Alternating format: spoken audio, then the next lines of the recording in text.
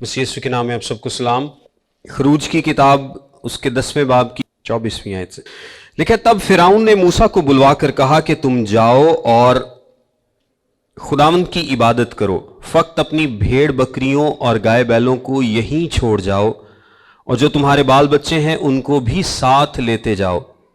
موسیٰ نے کہا، تجھے ہم کو قربانیوں اور سوکھنی قربانیوں کے لیے جانور دینے پڑیں گے، تاکہ ہم خداوند اپنے خدا کے آگے قربانی کریں۔ سو ہمارے چوپائے بھی ہمارے ساتھ جائیں گے، اور ان کا ایک کھر تک بھی پیچھے نہیں چھوڑا جائے گا، کیونکہ انہی میں سے ہم کو خداوند اپنے خدا کی عبادت کا سامان لینا پڑے گا، اور جب تک ہم وہاں پہنچ نہ جائیں ہم نہیں جانتے کہ کیا کیا لے کر ہم کو خداوند کی عبادت کرنی ہوگی۔ لیکن خداوند نے فرعون کے دل کو سخت کر دیا اور اس نے ان کو جانے ہی نہ دیا، اور فرعون نے اسے کہا، میرے سامنے سے چلا جا اور ہوشیار رہ، پھر میرا منہ دیکھنے کو مت آنا، کیونکہ جس دن تو نے میرا منہ دیکھا تو مارا جائے گا۔ تب موسیٰ نے کہا، تو نے ٹھیک کہا ہے، میں پھر تیرا منہ کبھی نہیں دیکھوں گا۔ ابھی تک جو موسیٰ ہے وہ فرعون کے پاس ہی ہے۔ پھر 11ویں چیپٹر میں لکھا ہے، اور خداوند نے موسیٰ سے کہا کہ میں فرعون اور مصریوں پر ایک بلا اور لاؤں گا، اس کے بعد وہ تم کو یہاں سے جانے دے گا، اور جب وہ تم کو جانے دے گا تو یقیناً تم سب کو یہاں سے بالکل نکال دے گا۔ سو اب تو لوگوں کے کان میں یہ بات ڈال دے، اور ان میں سے ہر شخص اپنے پڑوسی اور ہر عورت اپنی پڑوسن سے سونے چاندی کے زیور لے۔ اور خداوند نے ان لوگوں پر مصریوں کو مہربان کر دیا، اور یہ آدمی موسیٰ بھی ملک مصر میں فرعون کے خادموں کے نزدیک اور ان لوگوں کی نگاہ میں بڑا بزرگ تھا۔ اور موسیٰ نے کہا، ابھی وہ فرعون کے پاس موجود ہے اور گفتگو جاری ہے۔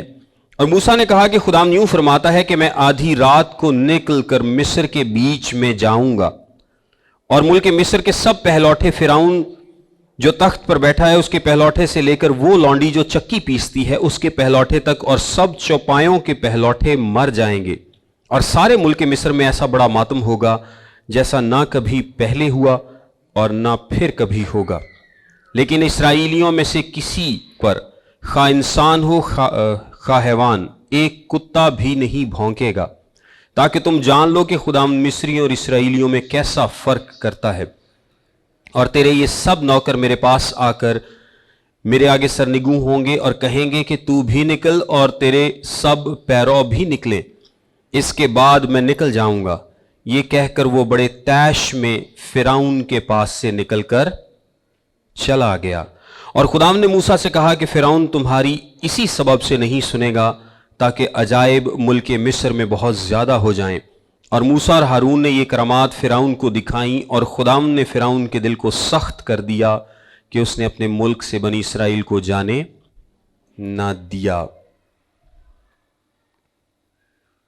ہم نے پچھلے لیکچر میں ذکر کیا تھا 9 آفتوں کا۔ کتنی آفتوں کا؟ 9 آفتوں کا، اور میں نے آپ کو بتایا تھا کہ یہ 3 کے 3 سیٹس ہیں، اور اس میں سے 2 میں وارننگ دی جاتی ہے، پہلی 2 میں، اور تیسری میں وارننگ نہیں دی جاتی۔ پہلی 2 میں وارننگ دی جاتی ہے اور تیسری میں وارننگ نہیں دی جاتی، اور یہ پہلی 3 میں بھی ایسے، پھر اگلی 3 میں ایسے، اور پھر اس کے بعد جو لاسٹ 3 ہے اس میں بھی ایسے ہی تھا۔ اور اب یہ آخری آفت ہے جو کہ مصر پر آئے گی، اور یہ آفت خدا نے موسیٰ کو پہلے بتا دی تھی، سب سے پہلے جب اس کو مصر میں بھیجا تھا، اسی وقت خدا نے اس آفت کے بارے میں موسیٰ کو بتا دیا تھا۔ اور یہ صرف آفت نہیں ہے، اس آفت میں خدا ایک انسٹیٹیوشن کو قائم کرے گا، یعنی خدا پاس اوور کے انسٹیٹیوشن کو، پاس اوور کو، عید فصح کو قائم کرے گا۔ اور عید فصح کا آگے آپ کو پتا ہے کہ بہت زبردست مقام رہا ہے یہودیوں کی زندگی میں بھی، اور بعد میں جب یسوع مسیح آئے تو وہ بھی آج ہم ساری بات ڈسکس کرتے ہیں کہ عید فصح سے مطلب کیا تھا۔ اب ہوگا یہ کہ موسیٰ بڑا زبردست ہے، اب اس کی پاور کو سب لوگ مانتے ہیں، فرعون کے گھر میں بھی اور اس کے محل میں بھی اس کے جو وزیر ہیں اور اس ساری قوم والے ہیں، بنی اسرائیل والے ہیں، وہ موسیٰ سے ڈرتے بھی ہیں۔ کیوں؟ کیونکہ جو سب سے پاورفل خدا ہے، جو سب سے بڑا خدا ہے، جس نے خود کو ثابت کر دیا ہے۔ پہلے فرعون نے کہا تھا نا کہ کون ہے تمہارا خدا، میں اسے नहीं जानता, मैं तुम्हारे खुदा को नहीं जानता कि कौन है तुम्हारा खुदा। सो अब जब वो जान गया है कि ये खुदा सबसे बड़ा खुदा है, बल्कि ये वाहिद खुदा है, इसने तमाम मिस्रियों के खुदाओं को मात दी है, उनको धूल चटाई है, और वो सारे खुदा आपको पता है कि उनके अपने बनाए हुए खुदा थे, वो असल में एग्जिस्ट नहीं करते थे।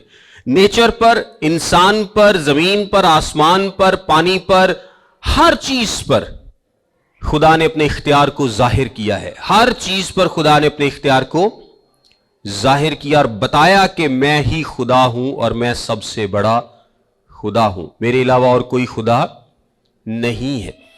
अब जो फिरौन है, यह भी बड़ा ढीठ है और इसने इतनी देर तक बनी इसराइल को जाने नहीं दिया, और अब आखिर में वो कहता है कि ठीक है तुम लोग चले जाओ, लेकिन अपने जानवर यहां पर छोड़ जाओ।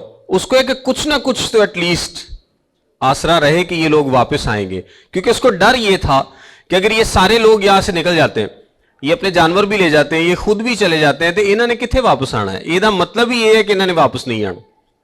सो वो कुछ ना कुछ रखना चाहता है, लेकिन मूसा कहता है कि ऐसा नहीं होगा, बल्कि तुझे जानवर भी देने पड़ेंगे, हम खुद भी जाएंगे, हमारी बीवियां भी, हमारे बच्चे भी, सब के सब यहां से जाएंगे, सब के सब यहां से जाएंगे। सो फिरौन उसको कहता है कि अगर अब तू मेरे सामने आया तो मैं तुझे क्या करूंगा, मार दूंगा।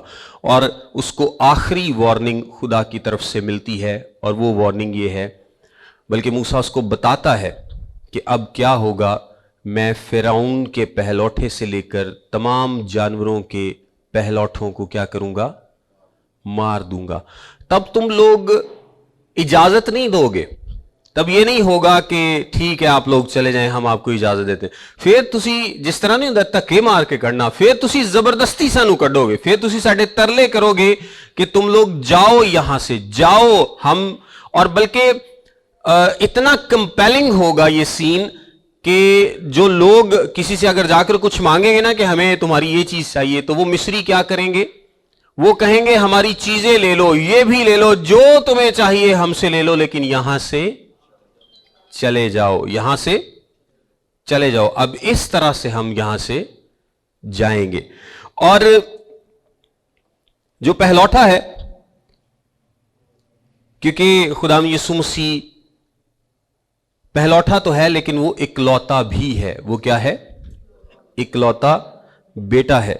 और इस सारी जो बेसिकली जो फसा की पिक्चर है, ये यीशु मसीह की कुर्बानी को पेश करती है। फसा की पिक्चर यीशु मसीह की कुर्बानी को पेश करती है। मैं इसको थोड़ा सा डिटेल में आपको बताऊंगा कि ये कैसे है। 12वें चैप्टर में आइए जरा। यहां पे खुदावंद ने कहा, पहली आयत से लिखा है, फिर खुदावंद ने मुल्क मिस्र में मूसा और हारून से कहा, यह महीना तुम्हारे लिए महीनों का शुरू और साल का पहला महीना हो। अब यहां पर खुदा ने कुछ हिदायत मूसा को देनी है फसा के ताल्लुक से, कुछ हिदायत देनी है फसा के ताल्लुक से कि फसा क्या है और किस तरह से मनाई जाएगी। बस इसराइलियों की सारी जमात से ये कह दो कि इसी महीने के 10वें दिन हर शख्स अपने आबाई खानदान के मुताबिक घर पीछे एक बर्रा ले। अब होगा ये कि कुछ चेंज होने जा रहा है, कुछ बदलने जा रहा है, कुछ बड़ा होने जा रहा है। ये कोई जो अब की बार आफत आने जा रही है, ये बहुत बड़ी है, ये कोई आम बात नहीं है। ये तारीख को तब्दील करके रख देगी, ये तारीख को बदल देगी। ये इतना बड़ा तारीखी इवेंट है जो कि होने जा रहा है। और मूसा ने क्या कहा था कि एक खुर भी पीछे ना छोड़ा जाएगा। इतनी बड़ी तब्दीली है एक जगह से दूसरी जगह जाने के लिए। जिस तरह एक मसीही जब तौबा कर लेता है तो वो मुकम्मल तौर पर एक जगह से दूसरी जगह पर चला जाता है, कुछ भी पीछे नहीं छोड़ता। ना वो अपना खमीर पीछे से लेकर आता अपनी गुनाह की जिंदगी से, और ना ही कोई अपने साथ पीछे से और चीजें उठा के अपनी आगे वाली जिंदगी में वो आ सकता है। तौबा को हम क्या कहते हैं, तौबा एक 180 डिग्री का टर्न है। यानी जब भी कोई शख्स तौबा करता है तो वो अगर इस तरफ देख रहा है तो वो मुड़ के दूसरी तरफ देखना शुरू कर दे। यानी मुकम्मल तौर पर आप अपनी पुरानी जिंदगी को छोड़ देते हैं। सो एक खुर भी पीछे नहीं छोड़ते। ये एक बहुत बड़ी तब्दीली है जो कि बनी इसराइल की जिंदगी में होने जा रही है।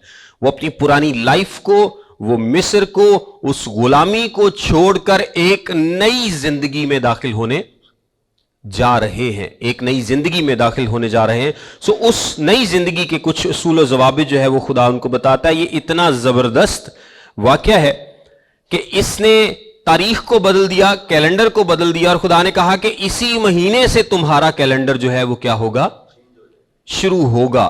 یہ تمہارے لیے پہلا مہینہ ہوگا. یہ جو ابیب کا مہینہ ہے یہ تمہارے لیے, یا نسان کا مہینہ, یہ تمہارے لیے پہلا مہینہ ہے. اور ابیب اور نسان ایک ہی بات ہے. یہ پہلا مہینہ ہوگا, اور اس مہینے کی 10 تاریخ کو اب لوگوں نے کرنا کیا ہے, کچھ فزیکل لوگوں کے کرنے کا کام ہے. یہ صرف یہ نہیں ہے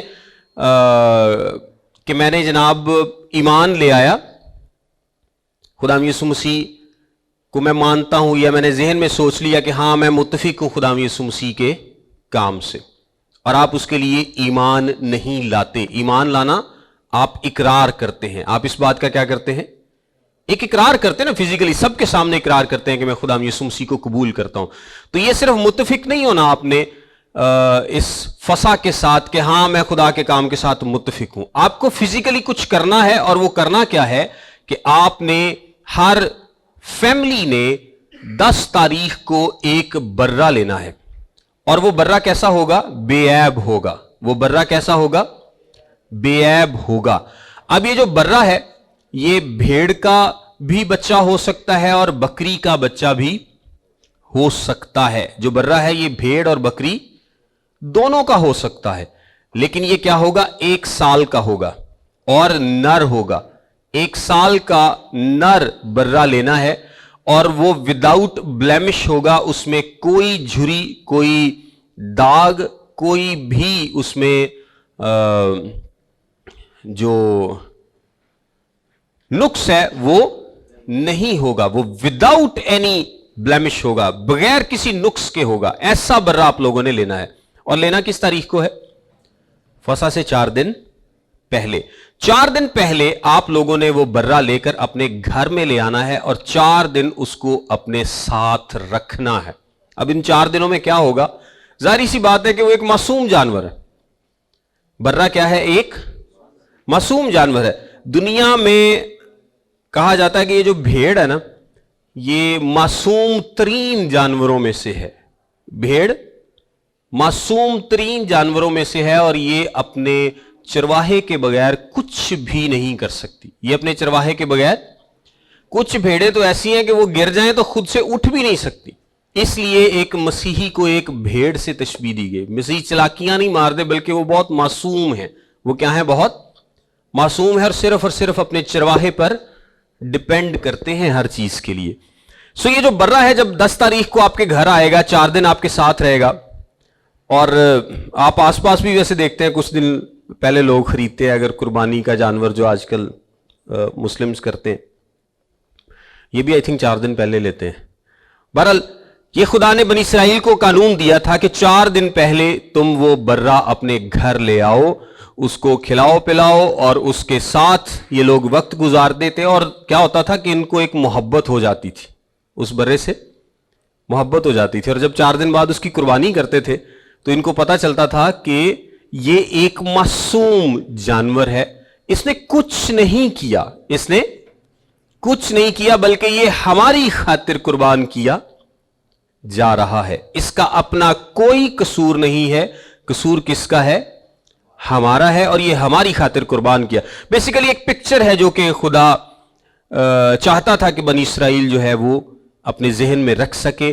اور ڈیفینیٹلی جب آپ چاہے 4 دن میں تھوڑا بہت تو انس ہو ہی جاتا ہے, تھوڑی بہت تو محبت ہو ہی جاتی ہے. ان کو آئیڈیا تو ہو جاتا ہے کہ یہ برہ بالکل بے زبان ہے, اور یہ بالکل گناہ سے, مطلب جو انسان گناہ کرتے ہیں, یہ بے عیب ہے, یہ معصوم ہے, اس نے کچھ نہیں کیا, لیکن اس کو اب قربان کیا جائے گا ہماری خاطر. اور خدا نے کہا کہ 10 جو ایک فیملی ہے وہ لیں گے, ایک برہ لیں گے, اور اگر فیملی میں افراد کم ہوں تو 2 فیملیز یا زیادہ فیملیز مل کے ایک برہ لے سکتے ہیں. جو تعداد ربیوں نے بتائی تھی, وہ میں اب ساری وہ پڑھ نہیں رہا, بات میں آپ کو ویسے بتا رہا ہوں کیونکہ پڑھنے میں ٹیکسٹ کافی لمبا ہے. جو ربیوں نے تعداد بتائی تھی, جوسیفس لکھتا ہے کہ 10 سے 20 کے درمیان کی تعداد تھی, یعنی کم از کم 10 لوگ ایک برہ لیں گے, کم از کم 10 لوگ ایک برہ لیں گے, اور زیادہ سے زیادہ 20 लोग एक बर्रा लेंगे। 10 से 20 के दरमियान जो तादाद है लोगों की, ये एक बर्रा लेंगे। अगर एक फैमिली में 10 से कम लोग हैं तो 2 फैमिलीज मिल जाएं, और अगर 2 में कम है तो 3 मिल जाएं। जैसे भी है वो आपस में मैनेज कर लें, लेकिन कम से कम 10 से 20 के दरमियान कोई तादाद होगी तो ये बर्रा लेंगे। और बर्रे को कुर्बान किस रोज करना है? निसान की 14वीं तारीख को, निसान की 14वीं तारीख को कुर्बान करना होता था। और मिस्र में खुदा ने इनको यह हुक्म दिया कि जब तुम 14वीं तारीख को इसको कुर्बान करोगे तो इसके खून को तुम दरवाजों की चौखटों पर लगा दोगे। यानी दरवाजों की चौखटों से क्या मतलब है कि दरवाजे के ऊपर लगाएंगे और दरवाजे की साइड, चगाठा ते कह लो, दरवाजे दियां चगाठा ते तुसी इनू ला देना है। यानी ऊपर और साइडों पर जो ब्लड ऊपर लगाते हैं वो नीचे भी टपकता है। और अगर आप देखें तो ये क्रॉस की शक्ल बनती है। ये क्या बनता है? क्रॉस की। और जो जब मारने वाला निकलेगा तो वो किसको देखेगा? खून को देखेगा। वो किसको देखेगा? खून को देखेगा और उस घर को छोड़ देगा, उस घर को छोड़ देगा। अगर अब ये कोई कहता कि हां मैं खुदा के प्लान से सहमत हूं और वो बर्रा ज़िबा करके खून ना लगाता तो क्या वो बच सकता था? नहीं। ये अमल करना जरूरी था। ये अमल क्या था? जरूरी था।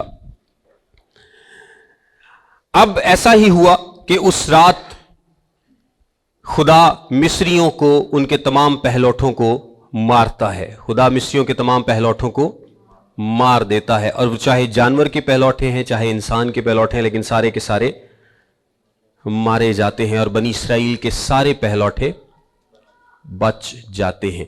मैं चाहता हूं कि हम ये तो जो पुराने अहद में स्टोरी है, जो फसा का वाकया है, इसके बाद नए अहद में मैं चाहता हूं कि हम थोड़ा सा ज्यादा टाइम गुजारें, और मैं आपको 2 बाद में वीडियोस भी दूंगा जिसमें बहुत ज्यादा इसको और एक्सप्लेन किया गया है। लेकिन मैं चाहता हूं कि हम नए अहद में इसको समझ सकें, फसा के मतलब को समझ सकें। अब यहां पर अब देखें कि अभी बनी इसराइल के पास शरीयत नहीं है, बनी इसराइल के पास शरीयत नहीं है, और फसा उनकी सबसे मेन ईद बन जाती है। फसा क्या है? सबसे मेन ईद बन जाती है। बनी इसराइल को जो 3 मेन ईदें दी गई थी उनमें सबसे इंपॉर्टेंट ईद कौन सी थी? फसा थी। और फसा पर बेसिकली क्या हुआ था कि खुदा ने मिस्र की गुलामी से बनी इसराइल को छुड़ाया था, निजात दी थी। और जब यीशु मसीह जो कि हमारा फसा है वो कुर्बान हुआ तो उसने क्या किया? हमें गुनाह की गुलामी से निजात दी। यानी वो उस बर्रे के खून के वसीले से बचाए जाते हैं और उस गुलामी से क्या होता है? निकल आते हैं, और जो मारने वाला फरिश्ता है वो उनको नहीं मारता। और हम यीशु मसीह के खून के वसीले से जो कि सलीब पर बहाया गया क्या होते हैं? आजाद होते हैं, गुनाह की गुलामी से आजाद होते हैं। सो ये सबसे पुराना इंस्टीट्यूशन है। अभी देखिए, शरीयत नहीं दी गई, कानून नहीं दिए गए, और बहुत सारे अहकाम नहीं दिए गए, 10 अहकाम नहीं आए, लेकिन फसा का हुक्म खुदा ने सबसे पहले दिया कि तुम लोग नस्ल दर नस्ल इसको मानोगे। फसा को मानना हर इसराइली पर लाजमी था। और फसा के दिन हुआ क्या करता था कि हर बच्चा अपने बाप से पूछा करता था कि हम ये फसा क्यों मना रहे हैं, और बाप फिर एक स्टोरी बताया करता था कि किस तरह से खुदा ने हमको मिस्र से, उस गुलामी की सरजमीन से आजादी दी थी। अब आ जाए जरा नए अहद में। मैं नए अहद में चाहता हूं कि थोड़ा सा टाइम गुजारे, हम फसा के ताल्लुक से समझ सकें। नए अहद में हम यीशु मसीह को अपना क्या कहते हैं? फसा। तकरीबन यीशु मसीह से 1500 साल पहले ये फसा का वाकया हुआ। कितने 100 साल? 1500 साल पहले ईद फसा हुई थी। और उसके बाद हर साल बिला तातुल ये फसा जारी रही। बनी इसराइल क्या करते थे? वो ईद फसा को मनाया करते थे। ये जब पहली फसा है, देखें अभी तो कोई खैमा इज्तिमा भी नहीं बना, अभी हैकल भी नहीं बनी, अभी कुछ भी नहीं है, लेकिन वो क्या कर रहे हैं? अपने घरों में फसा मना रहे हैं। हर कोई अपने घरों में फसा मना रहा है। उसके बाद खैमा इज्तिमा बनेगा तो वहां पर फसा मनाएंगे, फिर हैकल बन जाएगी तो वहां पर फसा मनाएंगे। लेकिन फसा लाज़िम व मलजूम है, इसके बगैर गुजारा नहीं है, ये सबसे इंपॉर्टेंट इवेंट है, ये बनी इसराइल की हिस्ट्री का सबसे बड़ा इवेंट है, जबकि खुदा ने उनको मिस्र की गुलामी से निजात दी थी, आजादी दी थी, और इसको वो क्या करते हैं, सेलिब्रेट करते हैं। फसा के बाद 7 दिन तक बेखमीरी रोटी की ईद भी मनाई जाती थी, हम उसको भी अभी देखते हैं। लेकिन इवेंट जो मैंने आपको बताया, इवेंट ये है कि खुदा ने उनको गुलामी से रिहाई दी। 1500 साल के बाद हम जब यीशु मसीह की जिंदगी में आते हैं तो बड़ा एक अहम काम होता है। सबसे पहले तो हम यीशु मसीह के उस आखिरी फसा के खाने पर बात करते हैं कि यीशु मसीह ने हमें मरकस की इंजील बताती है, हमें मत्ती की इंजील बताती है, हमें अनाजील में बताया गया है कि जो यीशु मसीह ने आखिरी खाना खाया था वो कौन सा था, फसा का खाना था। अब थोड़ा सा टाइम लाइन को समझिएगा। टाइम लाइन ये है कि यीशु मसीह किस दिन सलीब पर उन्होंने अपनी जान दी, दिन कौन सा था, जुमा। अब क्योंकि ईद फसा चांद के हिसाब से आती है, सो वो कभी भी आ सकती है, किसी भी दिन। वो जरूरी नहीं कि जुमे को आए या हफ्ते को आए या इतवार को आए। ईद फसा क्योंकि चांद के हिसाब से है, सो वो मुख्तलिफ दिनों पर आ सकती है। जिस साल में यीशु मसीह को सलीब दिया गया, उस साल में ईद फसा जुमे के रोज थी। क्या दिन था, जुमे का दिन था। इन बातों को जरा गौर से ध्यान से समझिएगा। अब जुमे के रोज ईद फसा मनाई जाएगी, और यहूदियों का ईद फसा मनाने का तरीका यह था कि वो 3 से 5 बजे के दरमियान में कुर्बानी किया करते थे। 3 से 5 बजे के दरमियान में। और ये बेसिकली जोसेफस भी इस बात को कंफर्म करता है कि 9वें से 11वें घंटे में। और यहूदियों का दिन कब से शुरू होता है, शाम से। यानी वो पहले शाम को गिनते हैं, बाद में वो दिन को गिनते हैं। यानी आज क्या तारीख है, 26। आज 26, और हमारी 26 कब स्टार्ट हुई थी, रात को 12 बजे स्टार्ट होती है। लेकिन उनकी रात को 12 बजे नहीं, बल्कि उनकी शाम ही से स्टार्ट हो जाती है। सो अगर यहूदी आप कैलेंडर में देखेंगे तो उनकी 27 जो है वो स्टार्ट हो चुकी है। शाम को 6 बजे सूरज गुरूब होने के बाद उनका अगला दिन शुरू हो जाता है। और कुछ केसेस में नहीं भी होता, ये मैं आपको बताता हूं।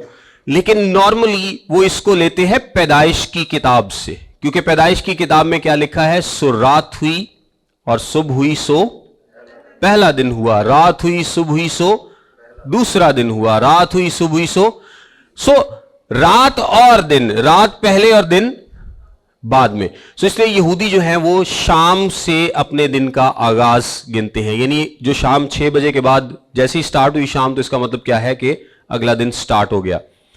सो अगर फसा जो है वो 14 तारीख की शाम को स्टार्ट होनी है, 14 तारीख 14 निसान को, तो इसका क्या मतलब है कि जो फसा की कुर्बानी है, जो 14 तारीख है, वो स्टार्ट कब हो चुकी है, एक्चुअली एक दिन पहले स्टार्ट हो चुकी, एक दिन पहले। यानी जो जिसको हम 14 कहेंगे, ये थोड़ा सा कंफ्यूजिंग हो सकता है कुछ लोगों के लिए, जिसको हम 14 तारीख कहेंगे वो रात से स्टार्ट हो चुका है। और आज का जो दिन है, ये आज का दिन से आगाज नहीं है, बल्कि इसका कल रात से आगाज हो चुका है। यानी फसा 14 तारीख के दिन में कुर्बान की जाएगी, लेकिन खाई कब जाती थी, ये रात को खाई जाती थी। क्योंकि 3 से 5 बजे तक तो वो कुर्बानी करते थे। कुर्बानी करके बाद से उन्होंने गोश्त नू धोना भी है, साफ करना है, बाद से भुनना है, तो भुनन से टाइम लगता है, 6 बज जाने से, और 6 बजे फिर 15 तारीख स्टार्ट हो जाती है। सो वो करते क्या थे कि कुर्बानी 14 को करते थे, 14 के दिन को, और खाते कब थे, 15 को। खाते कब थे, 15 स्टार्ट हो चुकी होती थी उस वक्त, क्योंकि 15 की शाम से। लेकिन उनको यह हुक्म था कि वो इसको सुबह तक नहीं रख सकते, वो सुबह तक इसको नहीं रख सकते, वो उसको रात ही में खाएंगे, और पूरा खाएंगे और मुकम्मल भूनेंगे। उसकी कोई हड्डी नहीं तोड़ी जाएगी, उसको मुकम्मल तौर पर आग पर भूना जाएगा और कड़वे साग पात के साथ खाया जाएगा। कड़वे साग पात के साथ इसलिए ताकि ये कड़वा साग पात मिस्र में उन गुलामी के दिनों को जाहिर करता है जिसमें वो इतने साल رہے اور وہ جلدی جلدی اسے کھائیں گے. یہ خدا نے جب اس فصح کو مقرر کیا تھا تو یہ ایسے ہی تھا کہ شروع میں یہ جلدی جلدی, جس طرح کہتے ہیں نا بالکل ریڈی کہ تسی نکلنا ہے کتے, پہلی رات انہوں نے فصح ایسے کھائی تھی. لیکن بعد میں آہستہ آہستہ آہستہ آہستہ جب یسوع مسیح کا دور آیا نا تو تب ایک طرح کا یہ فیسٹیول بن چکا تھا. تو جے چھیتی چ کونی سی کھاندے, انہوں نے یہ پتا سی رات رات چ کھانی ہے, لیکن چھیتی والا سین کوئی نہیں. لیکن کڑوے ساگ پات کے ساتھ آپ نے اس کو کھانا ہے, مکمل کھانا ہے, کچھ بھی باقی نہیں چھوڑنا. اور جب ہم یسوع مسیح کے خون اور گوشت میں شامل ہوتے ہیں تو ہم مکمل طور پر اس میں شامل ہوتے ہیں, نہ کہ تھوڑا بہت, نہ کہ تھوڑا بہت. اور جس طرح فصح کی کوئی ہڈی نہیں توڑی جاتی تھی, اسی طرح یسوع مسیح کی بھی کوئی ہڈی نہیں توڑی گئی, کیونکہ وہ فصح کا جو برہ ہے وہ کس کی ٹائپ تھا, وہ بیسیکلی یسوع مسیح کو ظاہر کرتا تھا. اچھا, اب یسوع مسیح کے زمانے میں آپ کو پتا ہے کہ جب شاگرد بیتنیہ میں تھے نکلے, اور یہ جمعرات کا دن ہے, میں تھوڑی سی ٹائم لائن آپ کو بتاتا ہوں. جمعے کو یسوع مسیح کو صلیب دیا گیا, اور یسوع مسیح کو صلیب ایگزیکٹلی 3 بجے انہوں نے صلیب پر اپنی جان دی. کتنے بجے؟ 3 بجے یسوع مسیح نے صلیب پر اپنی جان دی تھی جمعے کے روز, اور اس کے بعد اتوار کے روز وہ جی اٹھے تھے. اب 3 سے 5 ٹائم یہ تھا جب یہودی لوگ عید فصح کو کیا کرتے تھے؟ قربان کرتے تھے. یعنی 3 بجے وہ چھری چلانا شروع کر دیتے تھے. سو منظر کچھ اس طرح سے ہوگا کہ یسوع مسیح صلیب پر ہیں, وہ جو حقیقی فصح کا برہ ہے وہ صلیب پر ہے, 3 بجے وہ اپنی جان دیتا ہے, اور یہ وہی ٹائم ہے جبکہ بروں کی قربانی وہاں پر شروع ہو جائے گی, سٹارٹ ہو جائے گی. اور 3 سے 5 تک یہ قربانی جاری رہتی ہے, اور اس کے بعد اس کو تیار کیا جاتا ہے, اور اس کے بعد اس کو کھا لیا جاتا تھا. لیکن اناجیل میں جو بیان کیا گیا ہے کہ یسوع مسیح نے فصح کا کھانا 1 رات پہلے کھایا, فصح کا کھانا 1 رات پہلے کھایا. اب یہ ضروری ہے, یہ انتہائی ضروری ہے کہ جب عید فصح کا برہ قربان ہو, یسوع مسیح بھی اسی وقت اپنی جان صلیب پر دے, تاکہ اس سبسٹیٹیوشنری ڈیتھ کو خدا کی طرف سے قائم کیا جا سکے کہ یہ حقیقی فصح کا برہ ہے جس کی قربانی کے بعد اب فصح کی کوئی اہمیت نہیں رہے گی. اور لیکن اس سے پہلے یسوع مسیح نے فصح کا کھانا جو ہے وہ کیسے کھا لیا؟ یہ ایک بڑا امپورٹنٹ سوال ہے, اور بہت سارے لوگ بہت کچھ اس پر لکھ چکے ہیں, اس پر بات کر چکے ہیں. ہم یہ ڈسکس کرتے ہیں کہ اگر جمعے کے روز فصح ہے تو یسوع مسیح نے فصح کا کھانا کیسے کھا لیا؟ کچھ لوگ تو اس کو لاسٹ سپر بھی کہہ دیتے ہیں کہ یہ جی آخری کھانا ہے, وہ اس کو فصح نہیں کہتے. لیکن اناجیل میں اس کو کیا لکھا ہے؟ انہوں نے فصح کھایا, انہوں نے فصح کھایا, انہوں نے, میں اس کے حوالے بھی سارے آپ کو بھیج دوں گا کہ انہوں نے فصح کھایا. لیکن آپ اگر تھوڑا سا سوچ کے دیکھیں تو یروشلم میں کہا جاتا ہے کہ نارمل آبادی کوئی 10 لاکھ تھی. نارمل آبادی کتنی تھی؟ عام طور پر کچھ لوگ اس کو 4 لاکھ بتاتے ہیں, کچھ لوگ اس کو 10 لاکھ بتاتے ہیں. چھوٹا شہر ہے, مطلب اس زمانے کا تو خیر بڑا شہر ہے. 10 لاکھ آبادی آج کل بھی کم نہیں ہے اگر کسی شہر میں ہو. اور جب عید فصح ہوا کرتی تھی تو عید فصح سوائے ہیکل کے آپ کہیں پر بھی برہ ذبح نہیں کر سکتے, سوائے ہیکل کے کہیں پر بھی برہ ذبح نہیں کیا جا سکتا. ایسا نہیں ہے کہ میں اپنے گھر کر لاں, تسی اپنے گھر کر لو, محلے والے اپنے گھر کر لیں. ہر کوئی ہیکل میں آئے گا اور فصح کے برے کو ذبح کرے گا, اور کوئی بنی اسرائیل کا شخص اس کو ذبح نہیں کر سکتا سوائے کاہن کے, سوائے کاہن کے. کاہن ذبح کرے گا. اب آپ اندازہ کریں, کہا جاتا ہے کہ کچھ 6,000 سے 18,000 کاہن تھے اس زمانے میں, اور اگر 20 لاکھ لوگ ہیں تو کتنے برے وہ قربان کرتے ہوں گے؟ اگر 20-25 لاکھ لوگ ہیں اور 10 کے پیچھے بھی ایک برہ ہو تو کتنے برے بنتے ہیں؟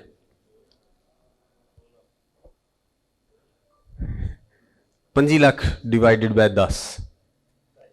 بہت اوکھا سوال. 2.5 لاکھ.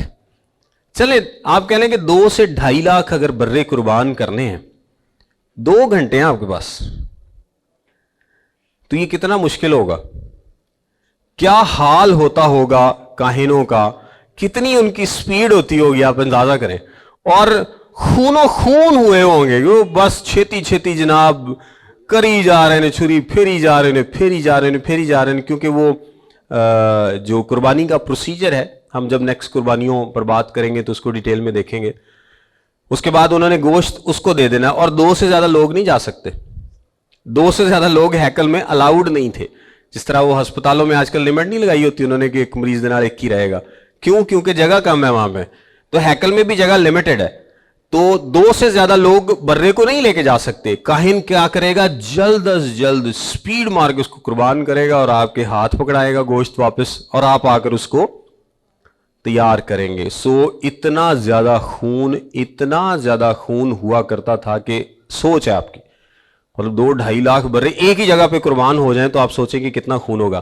اور وہاں پر ایک چشمہ ہے جو کہ ہیکل کے سامنے سے گزرتا ہے وادی کدرون میں سے, اور کہتے ہیں کہ ان دنوں میں, اس وقت میں, اس میں سے خون ہی خون جو تھا وہ جاتا تھا, کیونکہ خون بہت زیادہ ہوا کرتا تھا اس چشمے میں سے.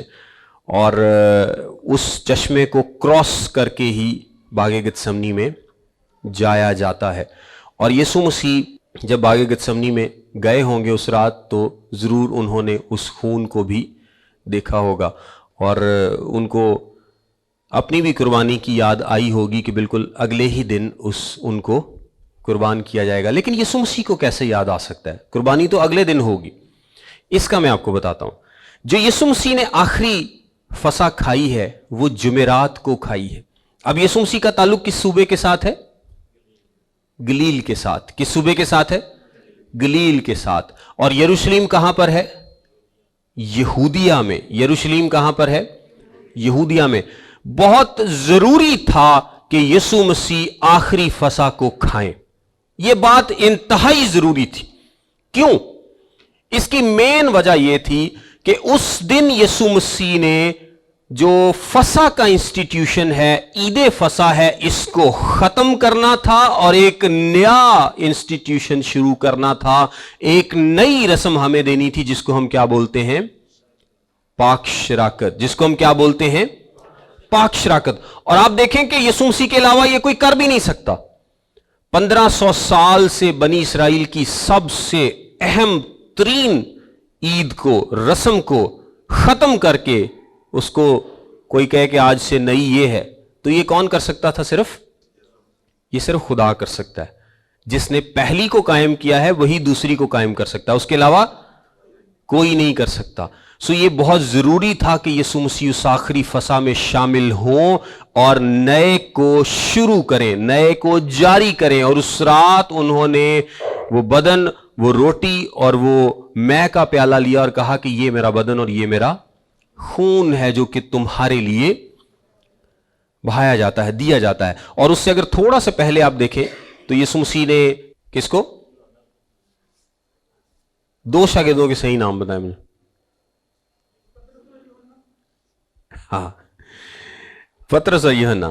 ان کو بھیجا تھا کہ جا کر کیا کریں گے؟ فسح کی تیاری کریں گے. اب تیاری میں کیا چیز شامل ہے؟ تیاری میں شامل یہ ہے کہ وہ برہ جو انہوں نے لے رکھا ہے اس کو لے کے جائیں گے, اس کو ہیکل میں قربان کریں گے. قربان کرنے کے بعد وہاں سے واپس اس جگہ پر لے کر جائیں گے. اور یسوع مسیح کیونکہ چاہتے تھے کہ میں یہ فسح کا کھانا, آخری جو فسح کا کھانا ہے وہ ان کے ساتھ کھاؤں, اور یہودا اسکریوتی مجھے یہاں پکڑوا نہ سکے, کیونکہ کلام کے مطابق یہودا اسکریوتی نے سوچ لیا تھا کہ جس جگہ بھی اب مجھے موقع ملے گا میں اس کو پکڑوا دوں گا. یسوع مسیح نے پطرس و یوحنا سے کیا بولا کہ تمہیں ایک شخص گھڑا لیے ہوئے ملے گا, اس کے پیچھے چلے جانا. اور یہودا بھی نال ہے. اور یہودا نے نہیں پتا کہ یسوع مسیح نے کی کیا ہے.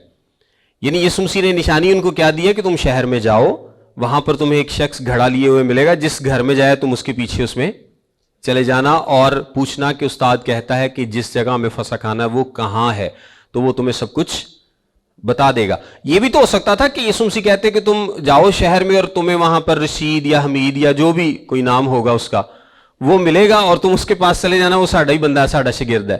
لیکن کیا ہوتا کہ یہودا اسکریوتی کو پتا چل جاتا, اچھا یسوع مسیح نے فلانے گھر سے جانا ہے, اور وہ کیا کرتا, سیدھا وہاں پر پہنچ جاتا سردار کاہنوں کے پاس اور اس بھائی کے گھر پہ اس کو ان کو لے آتا, کیونکہ وہ ایک جگہ ڈھونڈ رہا تھا جہاں پہ وہ بغیر بلوے کے یسوع مسیح کو پکڑوا سکے.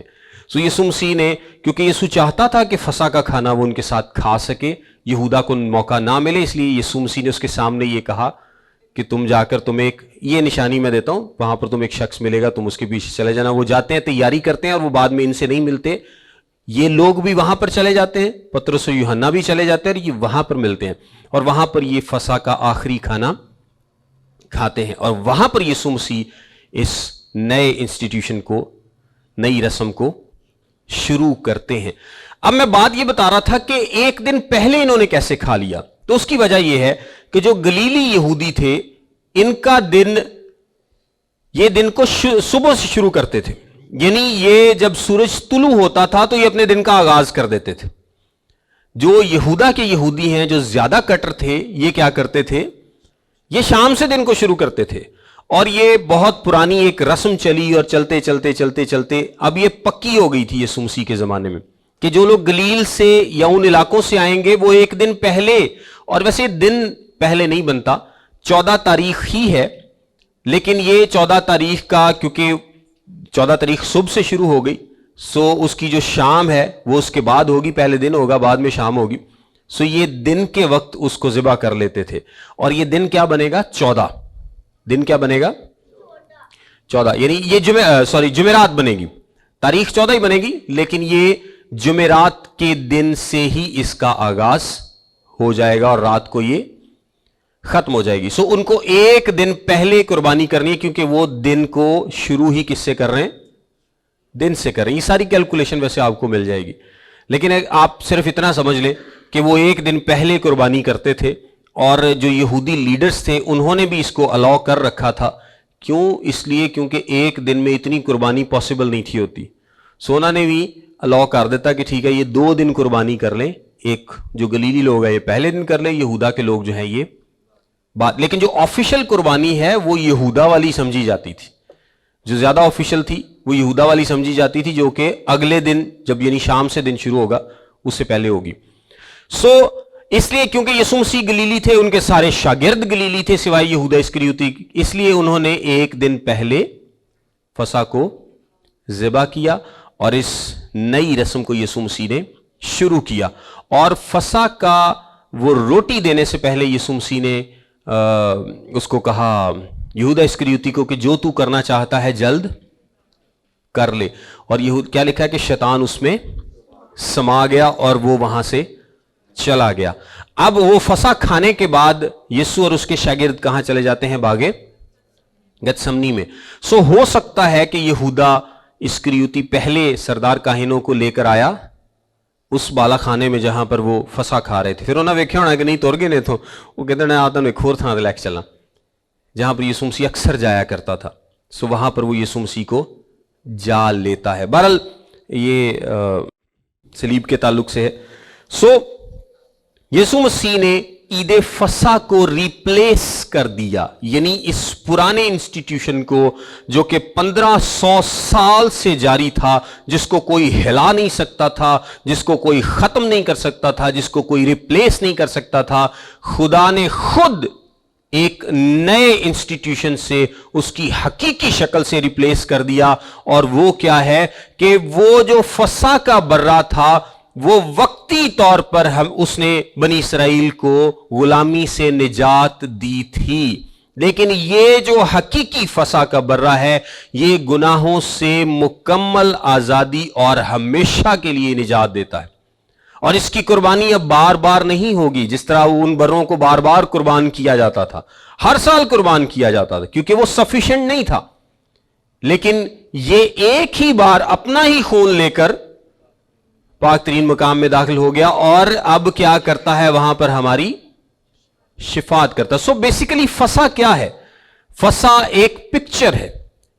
جو 10ویں آفت آئی مصر پر پہلوٹوں کو مارنے والی, اس کے بعد جو فسح کا اہتمام کیا گیا, جو فسح کو شروع کیا گیا, یہ بیسیکلی ایک پکچر ہے یسوع مسیح کی. جس طرح کے پرانے عہد میں آپ کو تقریباً ساری جو رسمیں ہیں وہ کہاں پر ملیں گی, یسوع مسیح کی زندگی پر آ کر پوری ہوتی ملیں گی. اور جب یسوع مسیح نے کہا تھا نا کہ تمام ہوا, تو اس کا مطلب ہے کہ یہ سارا کام تمام ہو گیا.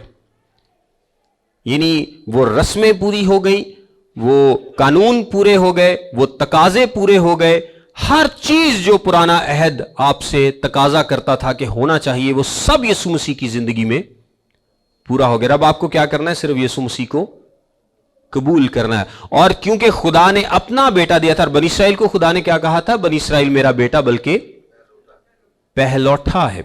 سو چونکہ انہوں نے خدا کے پہلوٹے کو غلامی میں رکھا, اس کو رلایا, اس لیے خدا نے ان کے پہلوٹوں کو ان سے لے لیا, ان سے جدا کر دیا, ان کو مار دیا. اور بعد میں ہم یہ تصویر پوری ہوتی ہوئی دیکھتے ہیں خدا یسوع مسیح کی زندگی میں, جب خدا یسوع مسیح نے ہم سب کی خاطر اپنی جان صلیب پر دی اور اس قربانی کے وسیلے سے ہمیں گناہ سے مکمل اور کامل آزادی دلائی.